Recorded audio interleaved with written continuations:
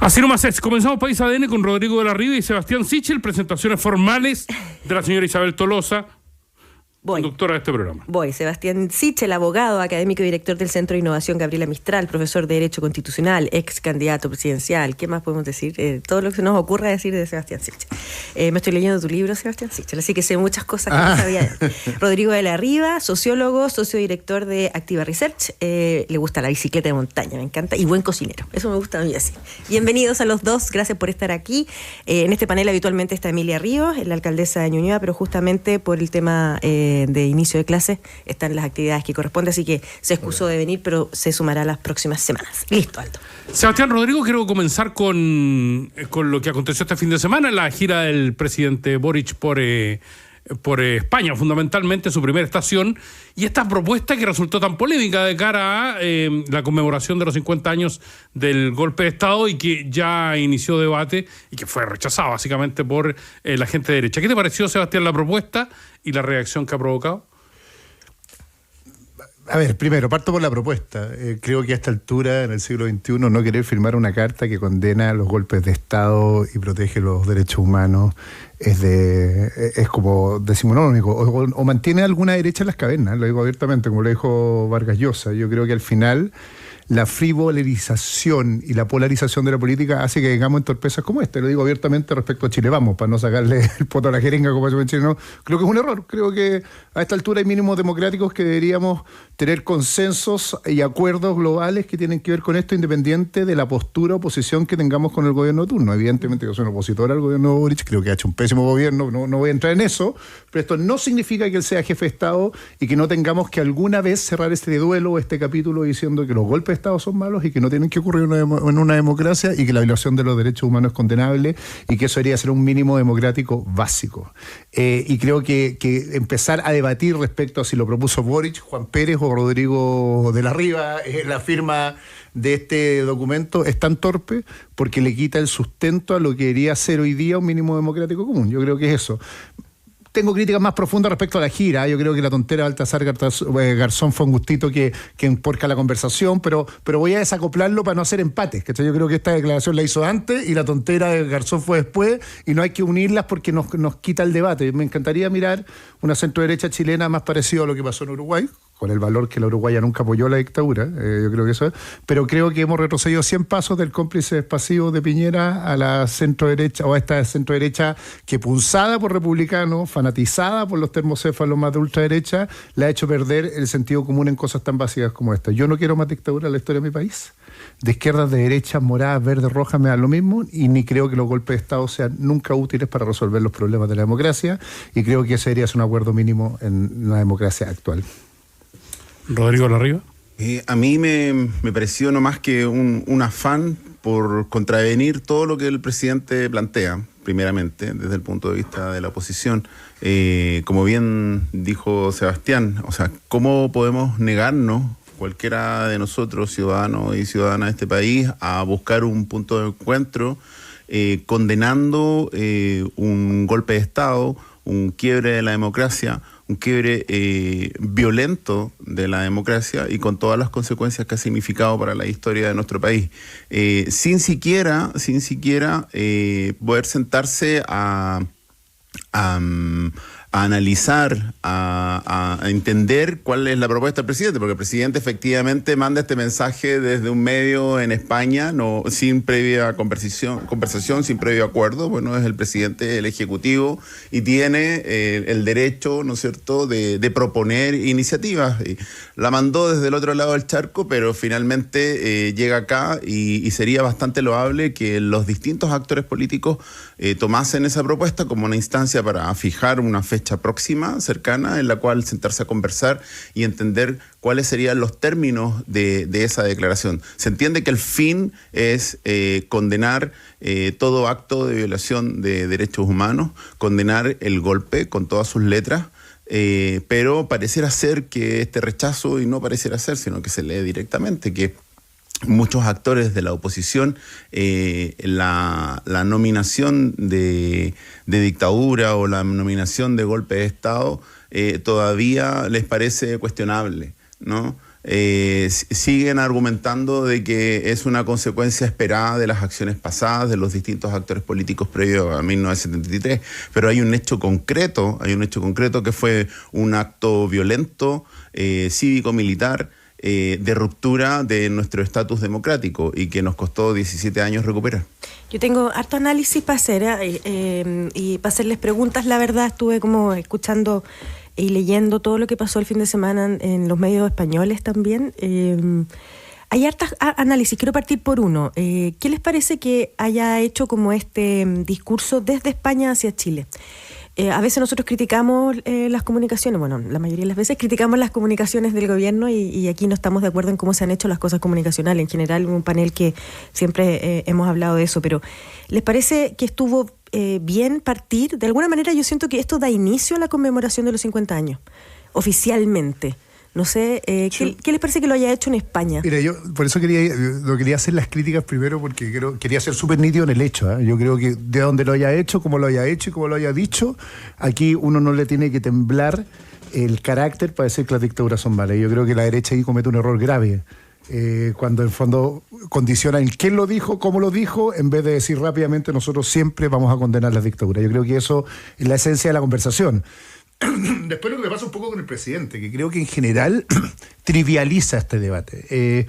Lo trivializa porque yo tengo la duda existencial si lo hace desde la profunda convicción de la necesidad de construir este acuerdo o lo hace también por dar señales políticas. Y yo creo que él se equivoca en eso. Yo creo que este es el minuto en que él tiene que ser muy jefe de Estado. Y por tanto, si uno va a proponer un acuerdo, sí, esa conversación debió haber ocurrido antes, en privado, no por los medios de comunicación, tratar de construir un acuerdo, porque la historia te va a juzgar por los resultados. Yo creo que lo valioso de él es lograr cosas como la que hizo Elwin con la Comisión Rettig, por ejemplo. Pero tú no que efectivamente construyó este acuerdo y lo de... anunció después. No salió en la prensa diciendo, oye, voy a hacer. Yo creo que hay algo de la forma de él que hace o que se autoinflige heridas en cosas que para él podrían ser un minuto o una oportunidad de ser un gran jefe de Estado. Pero y ese es el error de pregunta, hacerlo. Sebastián, es si ¿no crees tú que esto es parte de una estrategia? Por eso, creo que parte de una estrategia mal hecha política cuando tenía una gran oportunidad a partir de estos 50 años de liderar una construcción de un acuerdo. Y yo creo que sacrifica el acuerdo por la estrategia política que usa. Yo creo que esa es la torpeza de él en general y lo de Garzón después. Por eso lo diferencié. Creo que al final, si tú quieres llegar a esto, tú tienes que conducir políticamente el Estado, y eso significa que tienes que tener la capacidad de abrir el diálogo, de conversar en privado, de tener a tus líderes de coalición sentados en la mesa con los de derecha para poder construir un acuerdo sí y anunciarlo cuando lo logras. No presentar titulares en la prensa, como bien Río. No sé ni siquiera qué es el acuerdo, estoy diciendo una definición básica. Creo que cualquier centro derecha buena debería decir que no inmediatamente a la dictadura.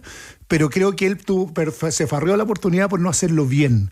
Y lo de Garzón después es la guinda de la torta de una estrategia mal hecha, porque creo que hay una estrategia que es más bien sacarle lustre comunicacional. Yo escribí una columna hace un tiempo, me carga autocitarme, pero que se llamaba La Bicicleta, que decía que creo que un gobierno más preocupado en las formas que el fondo siempre. Entonces creo que otra vez se preocupó de la forma, de aparecer España como un líder democrático, más que de construir acuerdos en Chile, que creo que era su deber político. Y ese es el error comunicacional en general, porque no sé si le va a resultar. Me encantaría que esta conversación fuera no un llamado a la centro derecha que tiene, sino que estuviéramos celebrando y diciendo, mira qué bueno que hicimos lo que se hizo en Uruguay. Alguna vez tuve una conversa, con esto cierro, con gente muy cercana al presidente de la calle uruguayo actual, que tengo una relación de amistad con un ministro de allá, y yo le decía, ¿cómo lograron construir esto que todos los presidentes, ¿se acuerdan?, dijeron no a la dictadura? Y me dijo que fue un trabajo de 2 años, sistémico, de acuerdos, de almuerzos, de conversaciones, de entendimiento. No fue anunciado por la prensa en algún lado en un país fuera de Chile, sino que fue pensado. Yo creo que aquí hay más una estrategia comunicacional que una estrategia de fondo, que es lo que me duele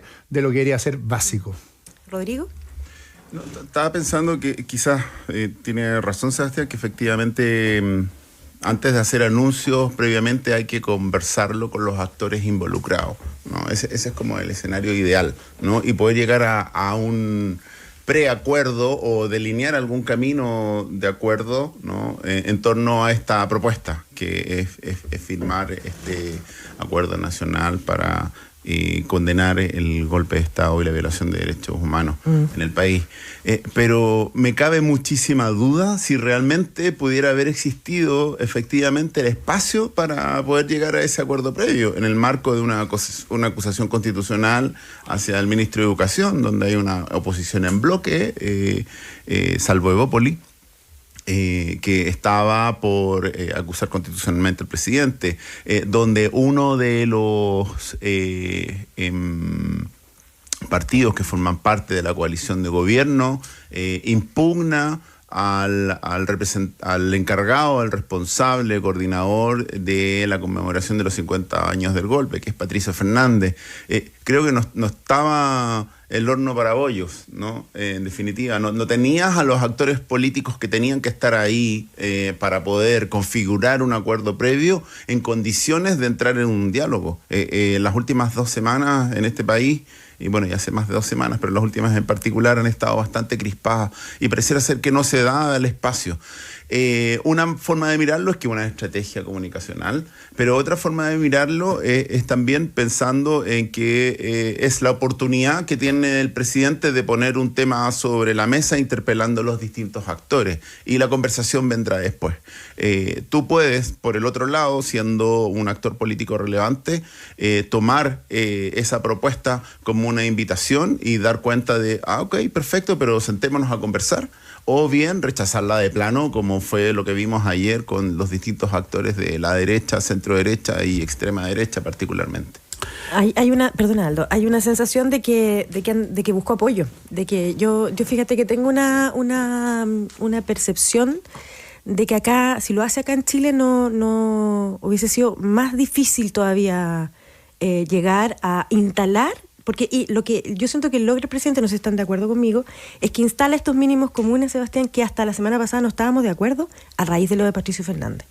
Que en el fondo, un quiebre democrático de manera violenta es un mínimo común que no vamos a permitir. Eso es como instala ese discurso. Yo he hecho muchas reflexiones el fin de semana frente a eso, pero siento que al menos instala eso. No sé si estás de acuerdo conmigo, Aldo, o me fui para otro lado y te interrumpí, perdón. A mí lo que me inquieta, nadie mejor que Sebastián y Rodrigo, que conocen bien el tema, uno desde el interior, otro desde la mirada más... Vale. Para hablar de la derecha.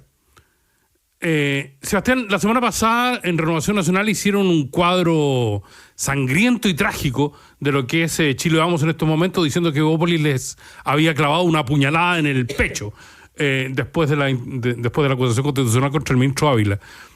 Tú, conoces bien lo que es... ¿Tú crees? Fue candidato nada menos de ellos. Sí. ¿Tú crees que efectivamente Renovación Nacional... Pero fue candidato. Yo pensé que iba a decir, conoce bien lo que es una puñalada en el pecho. ¿Tú crees que Renovación Nacional sangre? ¿Crees que Evópolis tuvo la intención de herir de muerte la coalición o no? A mí me pasa... Lo voy a decir a partir de algo que me pasó en la campaña, pero estas son como las peleas de curado en las fondas. Perdón que lo diga así directo, ¿eh? Sí. Que es como el combo que no se pegan, es como tirar o cachetada de payaso, ponle el nombre que queráis. Con todo el respeto a los curados de la fonda. Con respeto a los curados de la fonda, que yo alguna vez joven fui el curado, y esas peleas que uno no le achunta el combo al otro, porque en el fondo yo lo viví fuertemente con los retiros. Me hubiera encantado esta pataleta con los retiros, ¿eh? En RN, me hubiera encantado. Si RN casi tuvo más parlamentarios votando por los retiros, que suponía que era una estrategia seria mía de candidato de no votar a favor de los retiros por la embarrar que dejar la inflación, y cuando votaron a favor, y hay varios UDI, 2 UDI, yo le dije, oye, entonces ahora es cuando hay que expulsar y hacer estas señales, y ahí no era tan importante, porque ahí había juego electoral. Mira lo que estoy diciendo. Ahí que se alinearon parlamentarios pasó de colado en ese minuto, y hoy día, cuando evidentemente, lo voy a hacer así directo, discursos homofóbicos deberían ser repudiados en la política, se transforma en un problema de una alianza, una coalición, del respeto, perdón, pero a esta altura vuelvo a los mínimos civilizatorios. Yo no quiero ser parte de un proyecto político en que alguien trata de generar o de no sé cómo a una persona por su orientación sexual, y por lo tanto me gustaría que el debate fuera al revés. Si Chile Vamos va a aceptar este tipo de discurso hacia adelante, y si a la diputada Cordero va a sacarla de la bancada, y la discusión parece ser que los niños de Evópolis se portaron mal y hay que retarlos porque no se alinearon respecto a este discurso. Yo creo que esta es la discusión de fondo de la centro derecha que empezó a germinar en mi campaña y que hoy día está estallando, que básicamente aquí hay 2 derechas, y es bueno reconocerlo así, no es un pecado.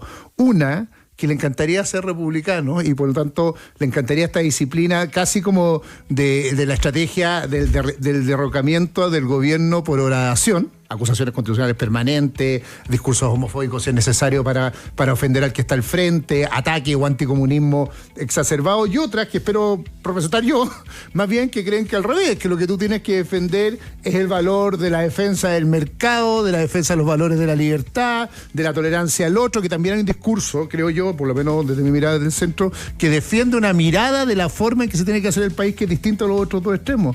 Pero creo que este es el gran dilema de la centro-derecha, que va a terminar otra vez en la pelea de curados de la fonda, que es como tirándose combo, que no se van a tocar, que no va a pasar nada, que van a firmar un acuerdo de que ahora sí vamos a convivir bien, pero que se viene incubando hace mucho tiempo, desde los retiros previsionales del gobierno de Piñera, para ser bien justo.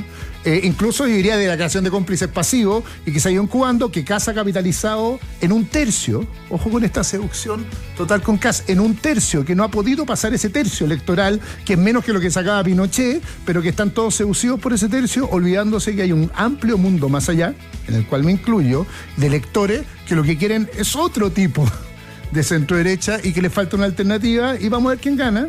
Mi tesis es que no va a ganar nadie, van a firmar como un armisticio en que no hay una estrategia definida. Yo creo que llegó el minuto en que no le pase lo que le pasó a la Concertación, que de tanto amar al Frente Amplio, de tanto escuchar al Frente Amplio, de tanto ser seducido por el Frente Amplio, hizo que el Frente Amplio fuera lo que fuera y terminó desapareciendo y siendo columnistas de diarios todos los que estuvieron ahí. Yo creo que hay una oportunidad en el mundo del centro, la centro-derecha, póngale el nombre que quiera ponerle, incluso la centro-izquierda, de armar un proyecto alternativo, y estos son los puntos de quiebre, los puntos de inflexión, y me saco el sombrero por lo que hizo Pancho Undurraga. Me lo saco abiertamente, porque estos son los debates de fondo. Estos son los debates de fondo. La posición frente a la dictadura, la posición frente a la homofobia, la posición frente al gobierno. Yo me declaro profunda y completamente opositor al gobierno, pero eso no me hace igual a Kast, ni me hace igual a nadie a la extrema derecha. Son posiciones políticas que no me hacen compartir un discurso moral o valórico en lo que quiero para Chile. Y los extremismos han logrado eso, han logrado inhibirnos. Entonces, a la pregunta de Aldo, que es súper profunda, ¿qué va a hacer Chile Vamos? Espero que alguna vez se tome en serio este debate y defina dónde va a estar. Si va a estar bailando o va a ser comparsa, o va a ser del mundo de republicanos, los extremistas de derecha, o va a tener un proyecto político distinto. Vamos a hacer la pausa y podemos seguir hablando de este tema eternamente si quieren, o podemos cambiar de tema en el próximo bloque. Ustedes deciden, pues yo tengo mucho. La visión de Rodrigo, me interesa cómo ve Rodrigo el futuro de la derecha. Aldo Schiapacase e Isabel Tolosa ya están de regreso con los temas de hoy. Esto es País ADN. Hacemos País ADN con Rodrigo de la Riva, Sebastián Sichel, esta mañana, Isabel Tolosa. Así es, habíamos dejado este análisis que iniciaste tú, Aldo, sobre la derecha, qué tan derecha, cómo está la derecha, qué le pasa a la derecha, etcétera, etcétera, todas las preguntas del periodismo, cuándo, dónde, por qué. Rodrigo, tú te quedaste con la palabra. Pero complementando una cosa, Rodrigo, me interesa tu mirada sobre quién es la derecha, cómo está, qué piensa la gente de la derecha, sobre todo cuando va a comenzar un análisis sobre la redacción de la Constitución, donde la derecha va a tener un papel total y absolutamente protagónico, no solo por la mayoría que establece republicano, sino porque además necesita de alguna manera los consensos que le va a dar la derecha más convencional. ¿Cómo está constituida la derecha? ¿Cómo está mirando el país a la derecha hoy?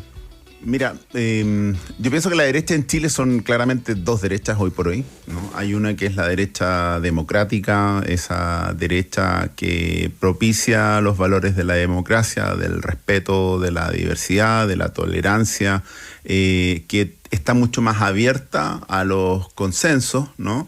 Demostración de ello fue la posición que marcó Undurraga la semana pasada en la acusación constitucional contra el ministro de Educación, que evidentemente molestó muchísimo a esa otra derecha, que es la derecha, podríamos decirlo, autoritaria, la derecha que justifica el golpe, la derecha derechamente pinochetista.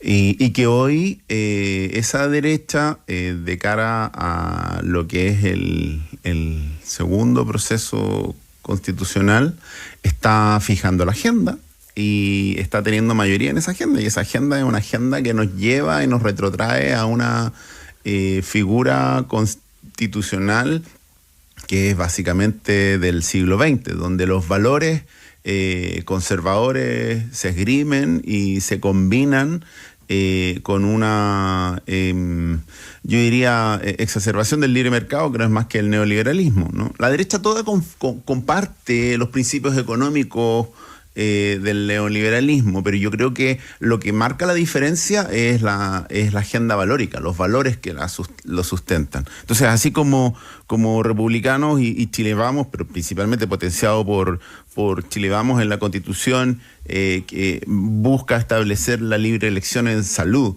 ¿no? Pero eso es como básicamente un mito, porque hoy día ¿quién realmente tiene libre elección en salud? Cuando el 13% de la población tiene posibilidad de elegir porque tiene los recursos para pagar su ISAPRE, ¿no? Estamos hablando que el 80% de la población está en FONASA y adscrita al sistema público. ¿Cómo vas a imponer elegibilidad en el sistema público si la administración eficiente que puede hacer el Estado de los recursos destinados a salud está dado básicamente por ubicación geográfica, no por elegibilidad, ¿no? Establece también la propiedad de los fondos previsionales en la Constitución. Rápidamente con eso manda una señal de rechazo total y absoluto a la posible reforma previsional, que es un sistema, lo que está proponiendo el gobierno es un sistema mixto, tripartito, donde está efectivamente la capitalización individual involucrada, está la PGU como complementario y está este fondo seguro social, que es donde está la discusión de si es el 6% o el 4 o el 2 o el 4 el 2 o el 3 y el 3. Republicanos abiertamente dice todo el 6 para capitalización individual, pero ¿cómo entonces aseguras un pilar de seguro social en este esquema, ¿no? Entonces es esa derecha, y yo digo autoritaria, porque busca imponer y está en una posición de imposición, porque tiene la mayoría en la convención, y quiere imponer esos valores económicos y también valores sociales que rigen nuestra vida cotidiana, como por ejemplo también todo lo que refiere al respeto de la vida que está por nacer, no dando ni siquiera espacio a la conversación que se tuvo durante mucho tiempo, propugnada básicamente por los sectores del feminismo de nuestra sociedad, de que exista alguna posibilidad de una ley de aborto en este país. Ahora, igual aquí hay algo interesante porque tú cuando te refieres a esa derecha te estás refiriendo principalmente a republicanos, ¿no? Aquí uno empieza a decir, bueno, ¿dónde encaja Renovación Nacional acá? Que son los que tienen elecciones ahora.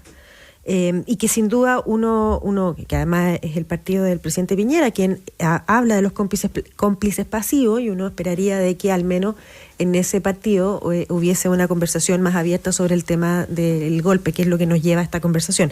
Estaba revisando un poco lo que está en la discusión interna, que vienen ahora las elecciones internas para suceder a Chaguán, ¿no? Y estaba mirando, tenemos a Francisco Orrego, Camila Flores en una lista, tenemos a Andrea Valladares posiblemente con Rodrigo Galilea, Rodrigo Villa, José García Ruminot en otra, y están los apoyos, y hay una con Paulina Núñez y Germán Codina probablemente apoyándolo. Entonces, claramente cuando vemos esto que está pasando en RN, uno siente que RN también está súper dividido porque le está hablando a sus votantes, ¿no? A su electorado interno, para poder... entonces, ¿está teñido igual la discusión de RN por esta elección? Yo encuentro bien fome siempre los cagüenes de los partidos internos. Primero porque...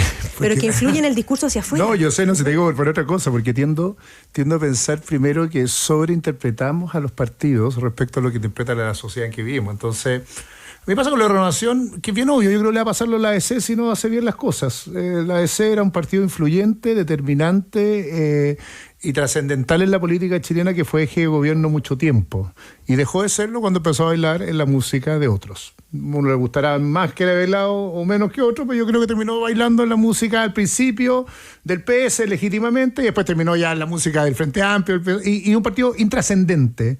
Yo creo que una Renovación Nacional adentro lo que tiene que resolver es si va a tener una identidad propia, o en realidad lo que va a hacer es más bien, insisto, ser la compañera de baile de republicanos. Si es así, creo que no tiene sentido ni que exista, entre la copia y el original. Mejor que definitivamente se vaya en el original que republicano, y republicano ha logrado hacer eso, que es lo que Vox logró hacer en su minuto con el PP español, hasta que el PP dijo, me estáis tonteando, y descubrió que tenía que definir su propia identidad.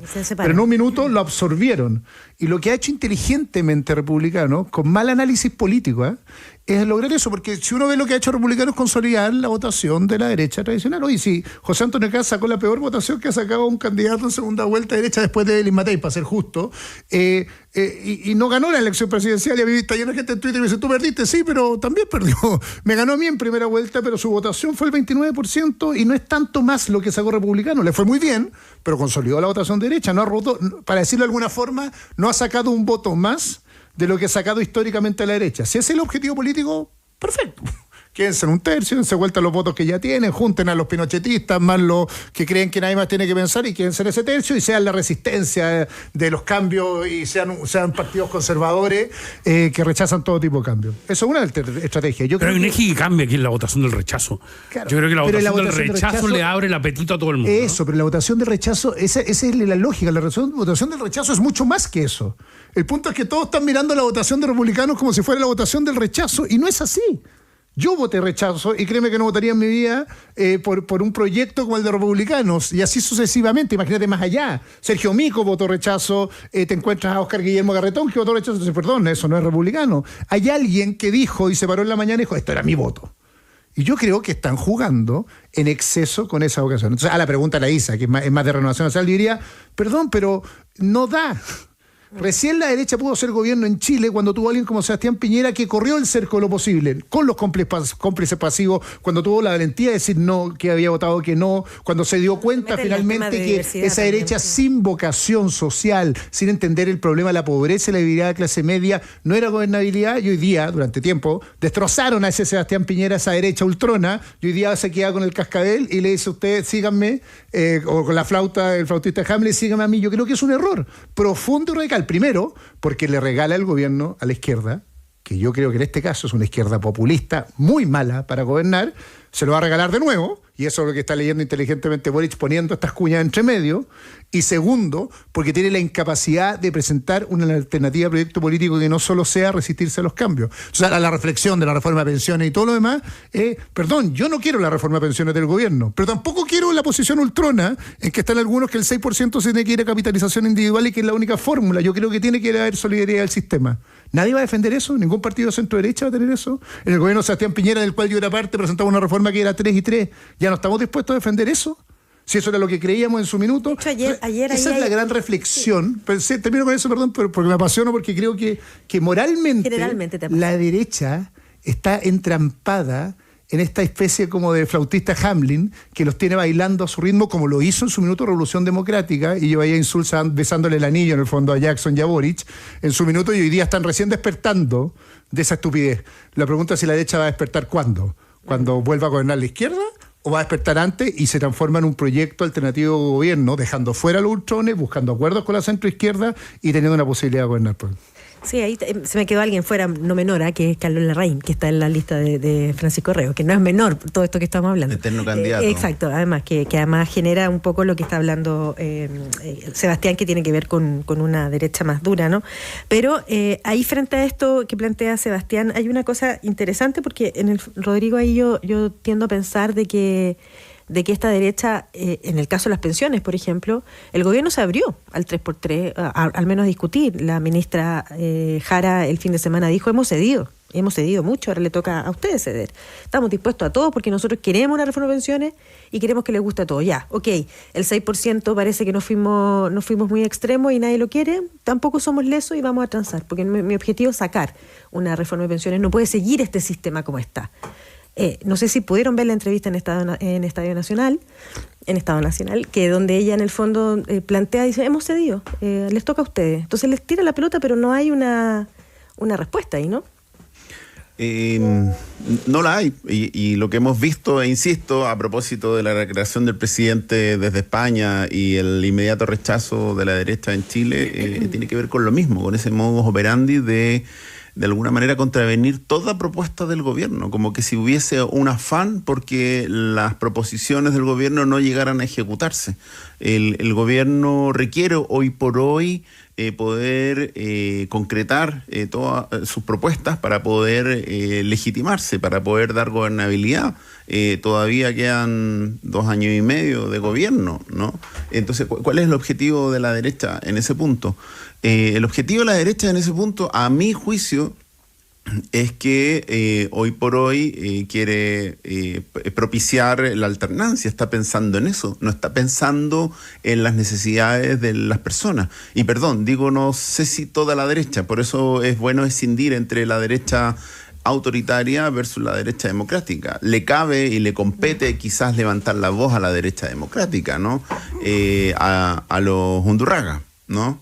A ese tipo de personas en la derecha, estirar el lazo, tomar el guante. ¿Cuál Undurraga? Francisco, ¿no? Francisco. Sí. Sí, Francisco, ¿no? Que levanta la posición valórica de una derecha donde finalmente se escinde, ¿no? Del bloque. Pero lo que vemos hoy es que prepondera la pauta de la derecha autoritaria, porque tiene un candidato que lidera las encuestas. En el Pulso hemos venido viendo, José Antonio Kast va con 20 puntos increciendo, tiene una votación 20 puntos en el promedio, en los niveles medios de la población llega a 24, llega a 25 puntos, muy lejos de cualquier otro posible candidato de la derecha, el Matei, que está con 9 puntos. En los jóvenes y en los adultos jóvenes tiene también bastante adhesión. En la propia derecha, en quienes se identifican como políticamente de derecha, tiene hoy por hoy, a 3 años de la elección, 47% de aprobación, ¿no? Y está dictando las pautas, insisto, en una convención.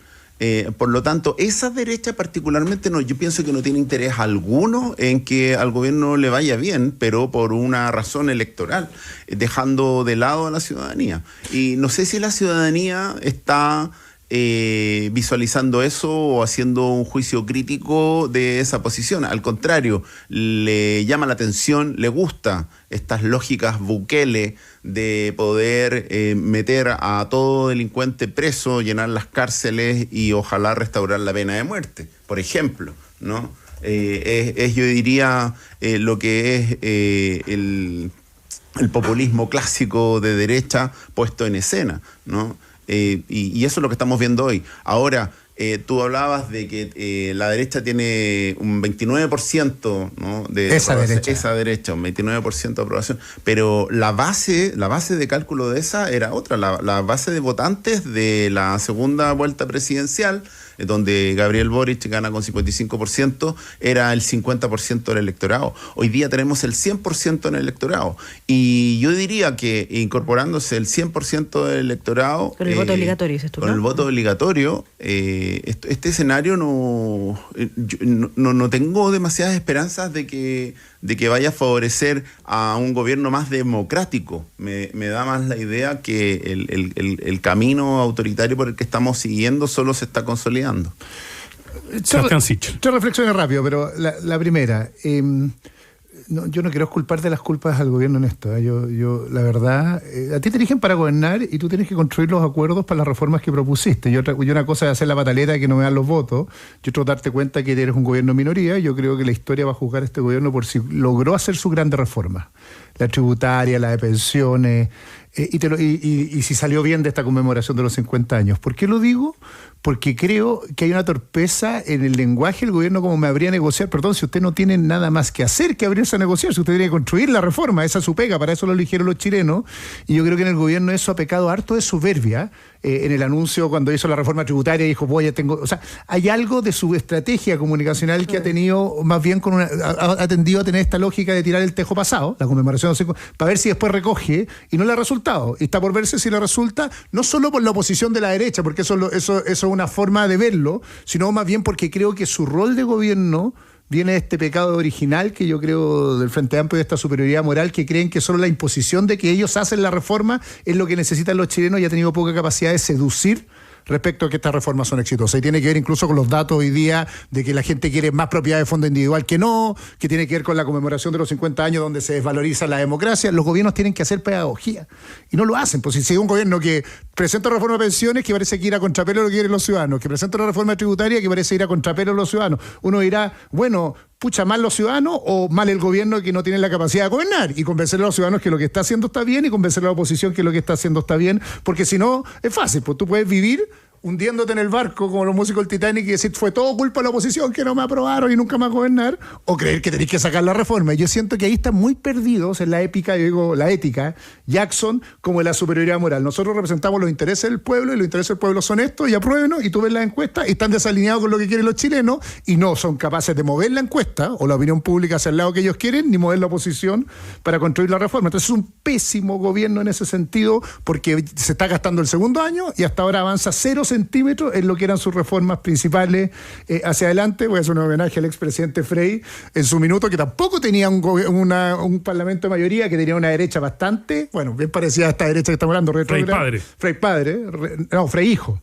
Retrógrada en ese minuto con senadores designados, y sacó su reforma adelante, la reforma de educación, la reforma del sistema procesal. Yo creo que este gobierno peca de este campeonismo, como de creer siempre que perdimos el plebiscito porque los medios influyeron demasiado y que la gente está en desacuerdo porque la derecha los maneja, en vez de darse cuenta que tiene un labor de conducción y pedagógica que lo hace como el ajo. Segunda reflexión, corta, que es esta, que es la que más me preocupa. Es verdad, pues estamos avanzando hacia un camino autoritario. Yo lo dije, lo escribí en una columna ayer en La Tercera o antes ayer, y estamos avanzando hacia un camino autoritario. Primero, la primera propuesta de convención constitucional, yo me opuse terminantemente porque creo que era el anteproyecto constitucional era un texto autoritario que le daba mucho poder al poder, sea de quien fuera, y que nos ponía en riesgo la democracia. Y yo creo que estamos avanzando hacia el mismo lado con la convención actual. Bien me diría alguien que trata de ser demócrata hasta la médula diciendo, bueno, pero eso es lo que eligieron los chilenos. Eligieron más republicanos en esa convención, más gente derecha, y por lo tanto es lo que de buena forma interpretan los chilenos, pero la pega de la política no es hacer solamente lo que quieren los chilenos, es tratar de hacer otra vez conducción política en estos procesos políticos, y siento que ahí nos estamos equivocando otra vez en la convención y que podemos terminar con un nuevo rechazo de salida si no somos capaces de construir acuerdos hacia adelante. Tercera reflexión, se acaba el gobierno de Boric en el sentido político. Yo creo que ha pasado, yo no estaba en el programa, el tema de las fundaciones y el robo de la plata que hubo masivo. Hoy día escuchaba al fiscal Ángel Valencia diciendo, ¿saben qué? Aquí no solo hay hechos característicos de delito, evidentemente se armaron fundaciones de corto plazo y se le asignaron por trato directo muchos recursos que debilitan los recursos. Ha pasado bien piola, no en lo político, sino en lo sustantivo. Ahí está el germen del descrédito de la política que estamos viviendo, el germen profundo, que la gente termina desconfiando de quien gobierna, y vamos a ir de tumbo en tumbo buscando un nuevo autoritario porque no confía en la clase política, y creo que el gobierno en esto no ha hecho lo que tiene que hacer, que es básicamente hacer de verdad el caiga quien caiga para poder tomar nuevamente o recuperar la credibilidad de la política a partir del caso Fundaciones. Yo creo que esto es un balazo en los pies del sistema político global, no solo de RD. La derecha cree que es un problema de RD, yo creo que es para el sistema político global, y que si no hacemos algo rápido va a terminar un populista gobernando en la próxima elección. Oye, Rodrigo, ¿para dónde va eso? Porque este fin de semana tuvimos hartas señales de para dónde va la convención, para dónde va la nueva constitución. ¿Está más cerca del apruebo o el rechazo? Ay, me pasé. ¿Qué hora es? Me encanta que pase esto. Y quiero que quede este momento anotado, porque no me pasé yo. ¿Ya? Vale. Lo contestaremos otro día, Rodrigo. Oh, pero no, tienes que dejarlo hablar. No. Mira, ya te pasaste ya. En el pulso tenemos que hay un 37% que no sabe, pero es evidente porque no tenemos hoy día un texto constitucional comunicado adecuadamente a toda la población. Pero este fin de semana cachamos algunas cosas, muchísima gente ya tiene más información y se va formando un juicio, y hay una tendencia mayoritaria al rechazo. No obstante, en el próximo pulso yo diría que esto va a ser la semana subsiguiente. Ustedes acá, ¿no? Sí, nos toca. Sí, entonces la tendencia es al rechazo, tal y como está. Y lo que está proponiendo el republicano no es solo consolidar la Constitución del 80, sino que robustecerla aún más. Eso es lo que se ve en estas propuestas que discutió con Chile Vamos y que van a poner en la mesa, ¿no? Vamos a ver qué sucede en el texto, pero básicamente es una constitución ultraconservadora y neoliberal, ¿no? Que es totalmente contraria a las demandas que dieron pie a este proceso, ¿no? Que es básicamente un estado de bienestar que se preocupe de los derechos sociales de las personas, en un marco obviamente de crecimiento y que pueda sustentar ese gasto social. Pero lo que vemos como resultado hoy día, desde las propuestas, desde quienes tienen el sartén por el mango, desde quienes están hoy día dictando la pauta de lo que va a ser este nuevo proyecto, lamentablemente diría yo que nos encamina hacia un rechazo. La gente nos habló mucho hoy día. Muchas gracias a todos por sus comentarios. Me voy a quedar con uno al final que dice que es bien interesante, que mal y triste escuchar prácticamente todos los días al gobierno de turno y la oposición en constante guerra. ¿Saben cuándo seremos un país desarrollado? Dice, cuando el gobierno de turno pueda trabajar en paz y en oposición. En vez de parar el tren, se suban y mejoren para ser reelectos. No te quiero decir cómo se agarran de las mechas los países desarrollados por estos días en política. Y después empiezan, hay distintas opiniones frente a lo que hemos hablado, pero generó una gran conversación sobre si es un pésimo gobierno, que la derecha ha sido obstruccionista. En general, hay muchas conversaciones. Muchas gracias a los auditores por hoy día comentarnos este debate que hemos hecho entre Sebastián Sichel y Rodrigo de la Riva.